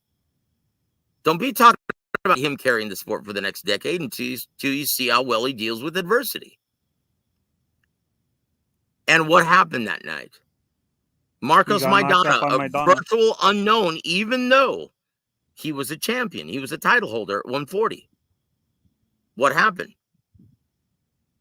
Yeah, he got knocked down by Victor Ortiz within the first, couple minutes? Yep. And then he gets up, and Victor Ortiz ignorantly comes in to close the show, and he gets met with an overhand right, and he goes down for the first time in his career. And it turns into a war. And that hard-ass Argentine created, the next big bust. And Don, I used the wrong comparison.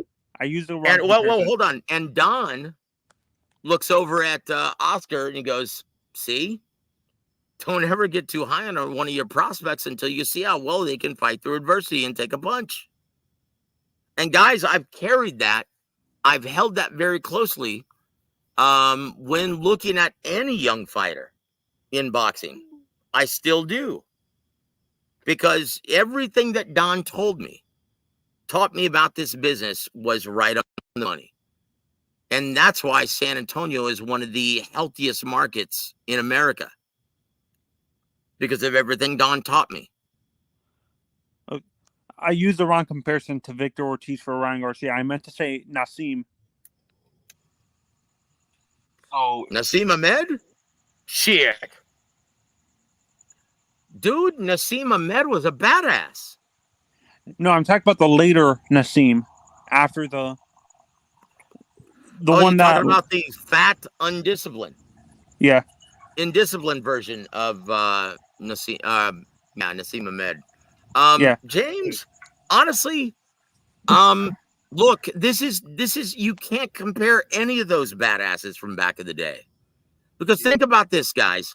Those are guys that still believed in hard sparring, right? Back in the day, all those fighters, this was long before strength and conditioning coaches infiltrated our beloved boxing and took them out of the gym or out of the ring in, like it used to be back in the day, James, right? Mhm. That there was nothing that prepared you for a prize fight better than hard sparring. And I believe that still to this day.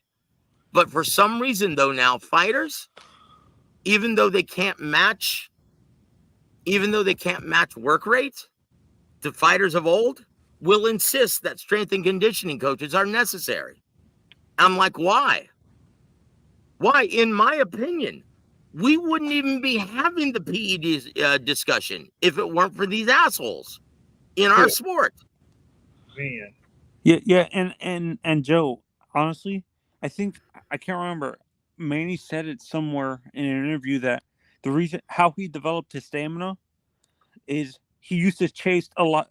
He used to chase a lot of chickens growing up, like working on his uncle's farm and stuff like that when he was younger. That's how his like stamina and his gas tank was so crazy because he used to Look, chase guys, chickens.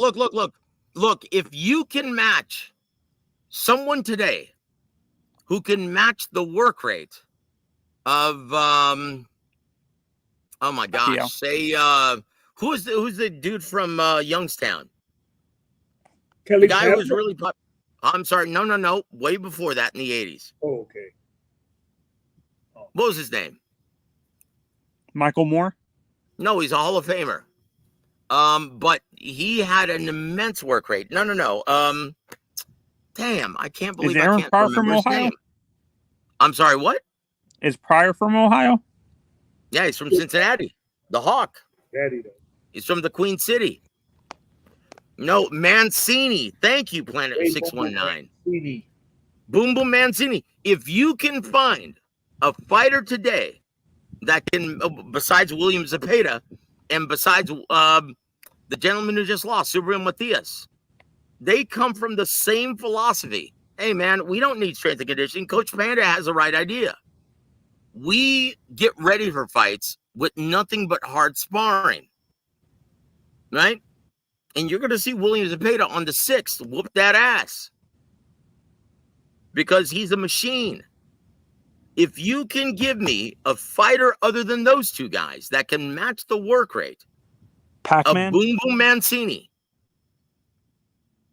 correct me if I'm wrong, but Manny Pacquiao is from the old school, right? Mm-hmm. He didn't start using a conditioning coach until he wanted to go fight in the higher weight divisions. That proves my point. Once again, guys, if we don't want to talk about the PED issue any longer, get rid of these assholes like Memo Heredia, Victor Conti, any of these strength and conditioning assholes that don't do anything to help fighters prepare mentally or physically for the rigors of battle. No, correct me if I'm wrong. Hold on. Correct me if I'm wrong, James. But does jumping on boxes and waving ropes, does that help you in a fight? Oh, no. Look, and proof positive of this is how many fighters gas out by the 12th round that do that shit. Yep. So Joe, do you have in your time in this sport, is there a comparison to this situation with Ryan Garcia and Devin Haney? Because the test came positive, now the test came back negative. So is there anything that happened before in our lifetime that's similar to this to get the outcome that what can happen? Nothing. And it's all been created by these strength and conditioning assholes. Once again, did fighters ever worry about taking supplements before this? Did they care about spending 2 or 3 days with their strength and conditioning coaches? Did they have nutritionists? No. God, Emmanuel Stewart. He was their only coach. And nothing, he insisted to me that nothing prepares you for battle, mentally or physically, like sparring. Right. That's it. Are And both he, Klitschko brothers from the? listen to this. Listen to this. He even went to the grocery store every morning. He sent Javen, Sugar Hill Stewart, when he was learning under Emmanuel Stewart. He would send him to the grocery store to get produce and every ingredient for Emmanuel to cook the meals for all of his fighters that he was training at the time. He would oversee everything in that camp. You didn't need anything else. Ronnie Shields is capable of doing that today. You don't need anything else. Everything else is just nonsense, guys. And it's just a distraction. Why do you think, like back in the day, you bring up Oscar De La Hoya? Do you think he would ever? And that guy's been through so much shit, a lot more than Ryan. But yet Ryan has mental issues. I'll tell you what, he's a willow compared to Oscar. And I'm taking out the first word of that. Okay? Now, once again, you cannot compare the badasses of old. Like, do we ever think that we're ever going to see Arturo Gatti versus Mickey Ward ever again? No. Hell no. Dude, let me tell you something. That's what made Tyson Fury versus Deontay Wilder 3 such an anomaly. How many heavyweight fights have we ever seen on that level before that? When is the last time we've ever seen that in the heavyweight division before that? None. You have to go back to the 90s, guys. Well, look. I'm forgetting about, and all credit and all glory to my brother Layman Brewster, because with the White Wolf, Sergey Liakovich, they ruined each other in that fight. Man. Woo. Can you tell me about the fight? That was a war. Look, guys. For my money, and Layman, he's a friend of mine. He's such a great guy. In fact, I need to get him on this show to talk about that, because that was a fight that everyone's forgotten, and it shouldn't be. That was an epic war at the biggest level, right? That was a heavyweight fight for the WBO title. And they ruined each other that night. Yep. And it was epic, and no one remembers it. But that was the last great heavyweight fight, right? In my opinion, before Tyson Fury, Deontay Wilder 3. That's what made that such an anomaly. That's what made Alexander Usyk versus Tyson Fury so special, because they just don't happen any longer. James, when you first became a fan of this sport, it was because of fights like that happening on the regular.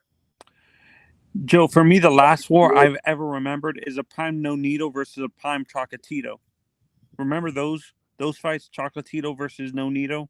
No. Like we're look. Nonito was special. So was Chocolatito. He still is, and he's going to be competing again, thank God. But look, I'm talking about an era. Guys, do you remember Acelino Freitas versus Barrios in that Showtime 135-pound tournament? I don't remember. You're bringing up fights that I'm too young to remember, Joe. I'm sorry. Guys, this is what I'm saying. If you became a fan in a much healthier era of boxing, you look at these guys like they're a bunch of willows.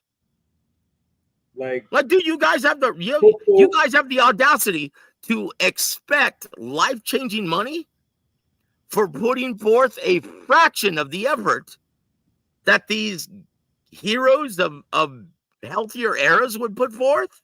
What about Popo Freitas versus Joel Casamayor? Oh my gosh, dude. Look, Popo Freitas. And what made him so special, he was an athletic specimen. A guy who could crack, who was athletically gifted, but he didn't have a chin. And so whenever he was in a fight, a major prize fight, it was always going to be drama filled. Now, I will say this, go look back at that tournament, because Chico Corrales would have never beaten Jose Luis Castillo if it weren't for his fight with Popo Freitas. Man. Osalino Freitas, go look at the fight before that, because Osalino Freitas, to try and buy himself some time, spat out the mouthpiece several times. And Joe Goosen saw that, and he's like, you know what? That's a pretty nifty trick. We're going to have to remember that. And so what did Diego Corrales do in that, oh my gosh, epic 10th round against Jose Luis Castillo? He spat out the mouthpiece. And that's the only, and he got deducted a point from Tony Weeks. Justifiably so. But guess what? It was worth it. He won that fight, and that, guys, will be in my heart and my mind one of the greatest fights that I will ever see in my lifetime. I had the opportunity to go cover that fight at the Mandalay Bay, and I turned it down like an idiot. Oh man! So yeah, Joe and James, I thought there was a rivalry for Cotto at 154 that he always that the guy always brought the best out of Cotto, Miguel Cotto. No, not Cotto. Was it Cotto at 154? Who was the Puerto Rican guy at 154? Was it Cotto? Miguel Cotto? No. Cotto's best days were behind him when he was competing at 154. Who's he was? I will say this. I'm not sure. I'm not sure who you're referring to, but look, the only badass at 54 Puerto Rican was Tito Trinidad in my book. Oh no, I meant to say Tito.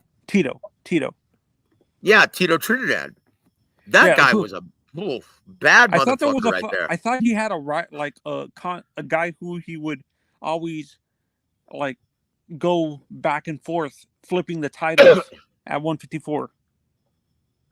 I don't know what you're referring to, brother, but once again, man, it's like when people try comparing things today in with healthier eras, it's a damn shame. It hurts my heart to even think about it, James.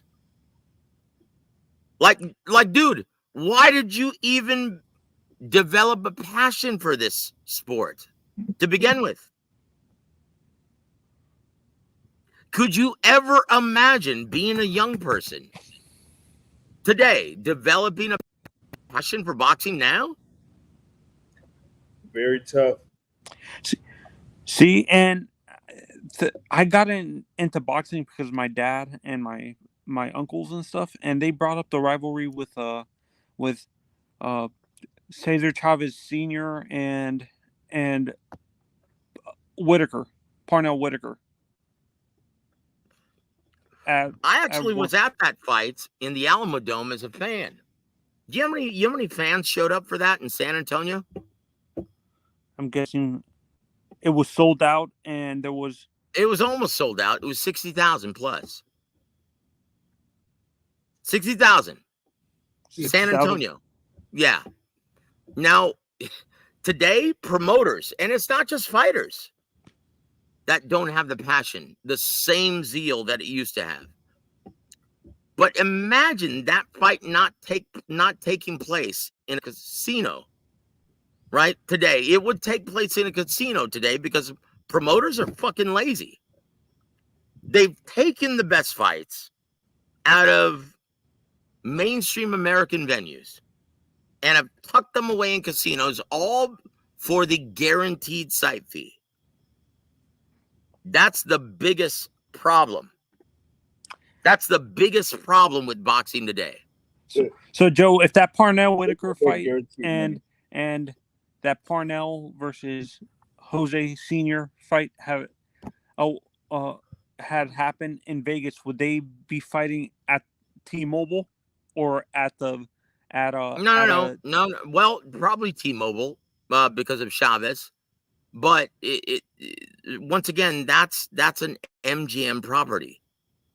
Yeah. So when fights are at the T-Mobile, they still get that big site fee. Why do you think the grand arrival always happens when it's at the T-Mobile Arena? Or my mistake, at Allegiant Arena where the Raiders play? Allegiant Stadium. Dude, that wouldn't... why? Well, ask yourself this question. Why haven't we seen a boxing event there yet? Because promoters have gotten fucking lazy. They don't want to sell tickets. They don't want to beat their feet. They don't want to take the risk. And look what's happened to the sport as a result. No, So, guys, let's move. Hold on. Let's move to our last topic because I'm starting to get a little pissed thinking about how abysmal this era is compared to the one I fell in love with, the one that caused me to fall in love with boxing to begin with. And I don't think I'm the only one here in this chat or on this panel.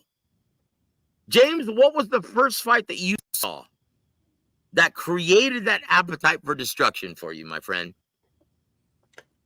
Oh, man. The one that, like, stuck out with me is when you had the upset of sorts in the heavyweight division when George Foreman knocked out Michael Moore to become, once again, the heavyweight champion of the world. Oh, that was improbable. Like, what was the betting line on that night? Like, Crazy. HBO didn't even want to stage that fight. The only reason why they did it was because George Foreman was such a popular guy. Yep.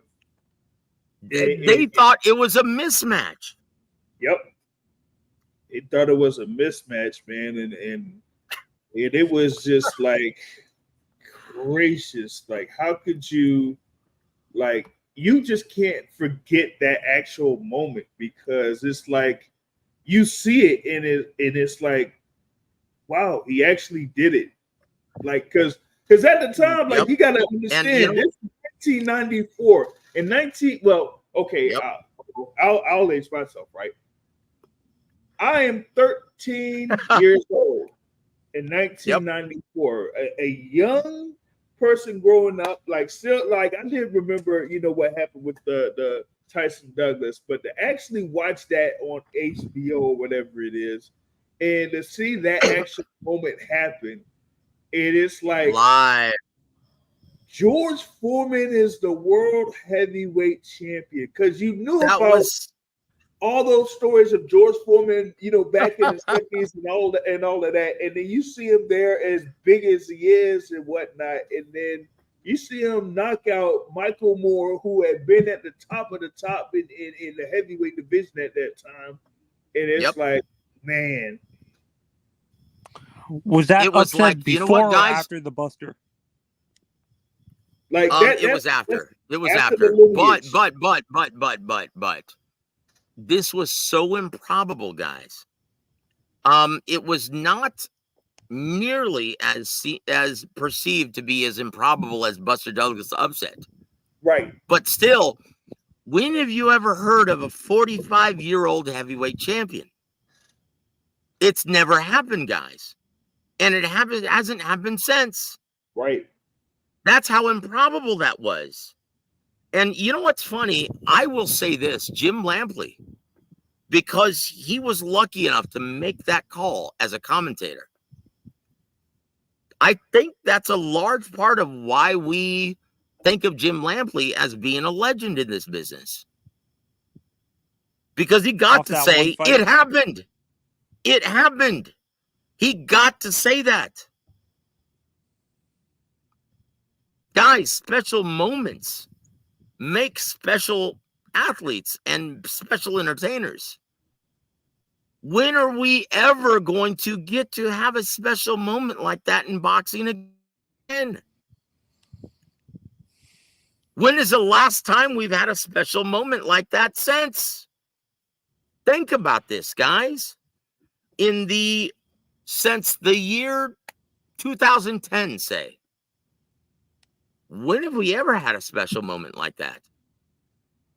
I mean, the only one that might have gotten to that particular point or anywhere like close maybe was that battle between Anthony Joshua and Latimer Klitschko.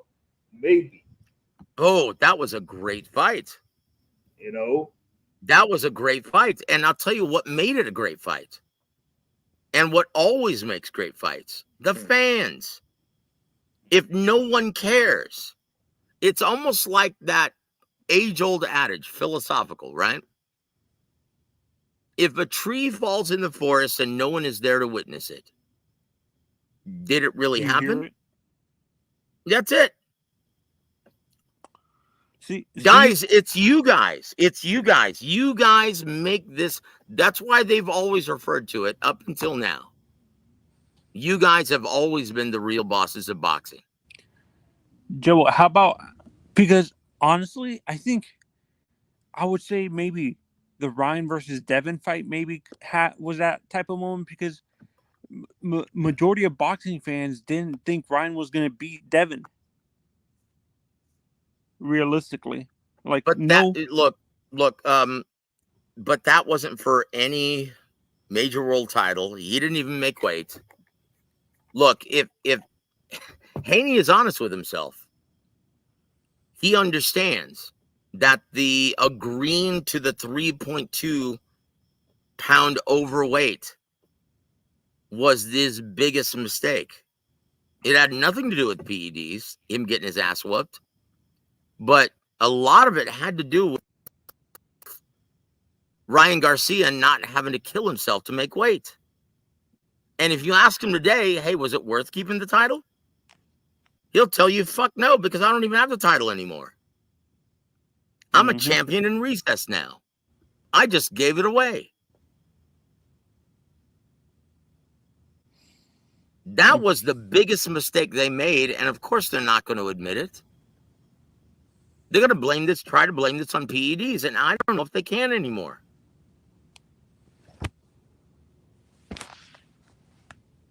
But I tell you what, guys, we're already almost 2 hours in. And as much as I love to discuss all of this stuff, and I'm sorry about getting fired up about thinking about healthier eras of boxing. Now, James, once again, because you became a fan in one of the greatest eras of boxing, the 90s. Yeah, it's like, can you even imagine? Like, guys, wars, like Ike Ibeabuchi versus David Tua. David Tua, like, man. That happened all the time. Like, even with C-level fighters. Oleg Moskayev versus T-Rex Sanders. Corey T-Rex Sanders. You remember that fight? Man. That was a war. How often do you see that in the heavyweight division these days? Oh, man, you don't. You don't. You don't. What about Rockman getting knocked through the ropes by Oleg Moskayev, the Big O? Yeah, man. What about Rockman's gallant stand, getting knocked down multiple times, but then stopping Corey the Sniper Sanders? God rest his soul. Guys, that happened in the 90s. That happened all the time in the 90s. Evander Holyfield versus Mike Tyson. That first fight. That was a heavyweight fight that lived up to the billing. That was everything that we wanted and more. How many fights today live up to the billing? And none. Yeah, you have to, you know what? It has to be, it almost ends up to where it's like, okay, the fight already happened, and you would have to, hear from other people to say, hey, this was a superb fight, and then people would have to go back to see it. It's not something where, you have like a big fight that actually lives up to the actual, billing of it. It's like one of my friends said that years ago. It's like you have these quote unquote high profile or big fights or whatever it is, and it's like how many of them actually live up to the billing of it being a great or highly anticipated fight? Yep. You know? You don't see any more wars any longer. And why? Because going full circle now with this conversation, fighters are more interested in working with their strength and conditioning coaches rather than getting that hard ass mentality, that battle worn mentality with hard sparring in the gym. You see guys like Ryan Garcia sit out for a lengthy period of time because he's suffering from mental duress. You see guys elect to sit out like Devin Haney. Oh, I'm going to take a year off because you know what? This isn't worth my time. Getting paid only $1.5 million. Had you ever seen that ever in the 90s, James? Nope. These guys expect life-changing money. And you know what? When did you ever hear in the 90s a fighter say, hey, we risk our lives in the ring? Did you ever hear that back then? I didn't hear that. Nope. And they, risked a lot more than fighters today. Guys, fighters today, for the most part, are a bunch of titty babies compared to healthier eras of the sport.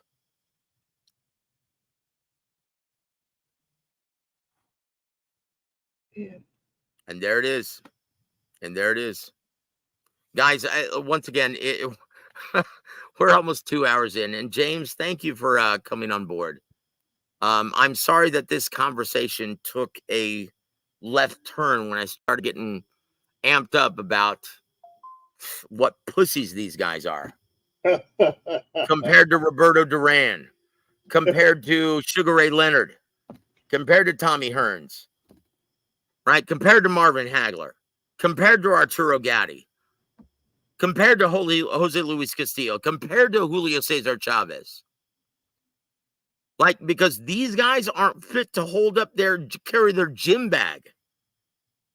And yet, they're getting paid much bigger purses. Make sense of that. Right. So I tell you what, guys, anyone, like you're from DC, James, what are you going to be doing on Thursday night, brother? Thursday night should be the thing we got our fight card over here in DC, headlined by Lamont Roach versus Corey on Friday. I thought that was Friday. Yeah, that'll be Friday, so it might be the weigh-in for that. So okay, so one fighter I really feel bad for is Darius Fulgham. Yeah, he's going to be competing on Thursday night. Mm-hmm. And guess what everyone's going to be doing on Thursday? They're going to be tuning in to the debate, first one, between Joe Biden and Donald Trump. Oh, man. So, guys, for that reason, I'm going to be hosting a fight party, watching the Golden Boy fight card, so we can actually focus on boxing instead of politics. How do you like that? Right. And so, James, if you're not doing anything, you're cordially invited, brother, to be my counterpart on that evening right here on this station. Gotcha, man. I'll let you know. Yeah. Well, are you going to be available tomorrow? Because we missed you last week for Ronnie Shields' show. Yeah, hopefully should, because actually I got something that's going to be set up for later that evening too. So yeah, I'll be in for Coach Ronnie Shields there. Oh, by the way, guys, if you haven't already, go check out James's interview with my brother Dewey Cooper. It's quite informative, and you can't find two better guys talking about boxing. So, guys, go check it out. Go subscribe to my brother James. And if you haven't already, please bookmark theboxingsource.net. James, any parting shots for this evening, sir? Well, the thing about it is, with Devin Haney, I kind of said he was pretty much between a rock and a hard place with what had happened initially with the purse bid for that potential fight between him and Sandor Martin. And now with the development of the results there for Ryan Garcia, now things are going to get really, really interesting. And it kind of like leans me towards more that he is aiming to try to get a rematch with Ryan Garcia. But we still have to figure out what is going to happen here over the next couple of weeks with these new news coming out. That's it. That's it, guys. And I can't expand on any of that any further. So, guys, on behalf of my brother James from the Boxing Source, I'm Joseph Heron. You've been listening to War Week Boxing. Have a great evening, everybody.